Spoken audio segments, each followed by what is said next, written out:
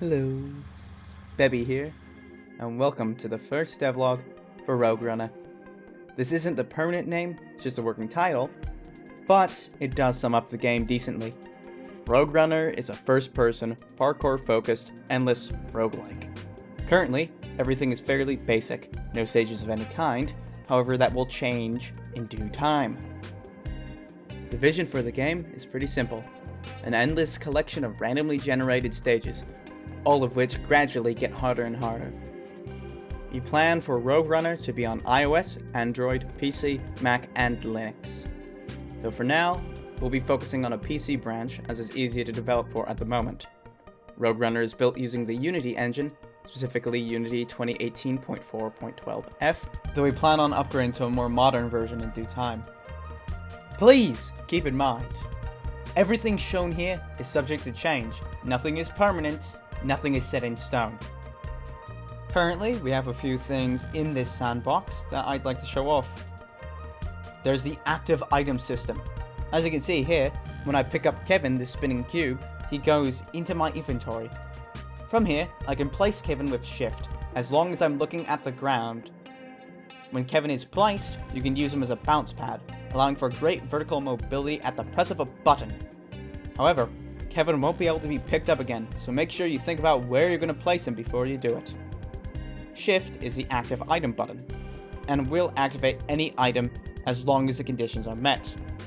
You can only hold one active item at a time, though we may add an upgrade allowing the player to hold another active item, though they'd have to switch to it in order to use it.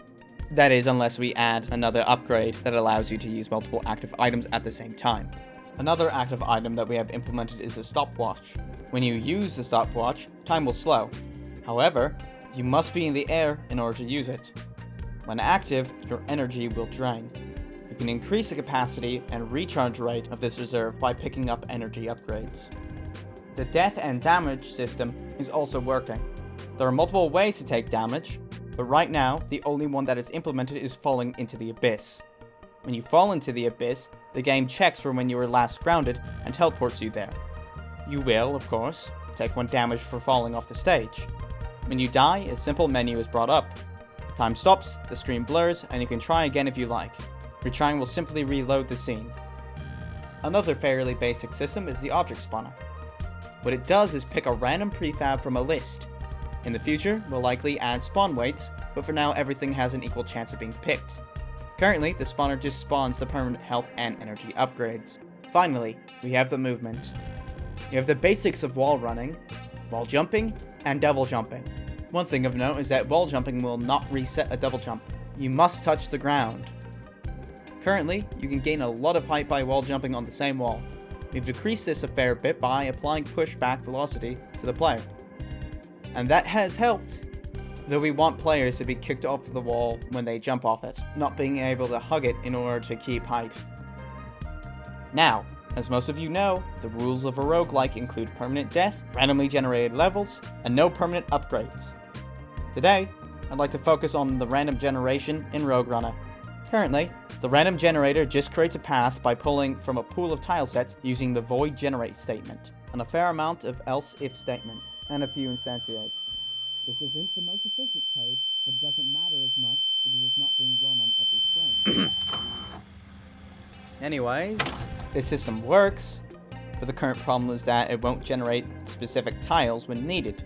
Meaning if, say, we wanted a shop to spawn in every level, there would be no guarantee that it'd actually spawn because of its random nature. So the system will be reworked soon, and other core mechanics will be implemented afterwards.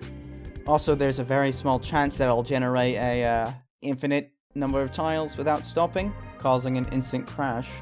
Right now the game doesn't look too appealing, and for good reason. The whole team already knows the process of modeling and materials, and we have an artistic direction. We know what the game is going to look like, so it's better that we flesh out the framework before we start on the visuals. For now, that wraps up our devlog. We hope you stick around for more, and that we can continue making these. Thanks for watching devlog 1 of Roguelike, title pending.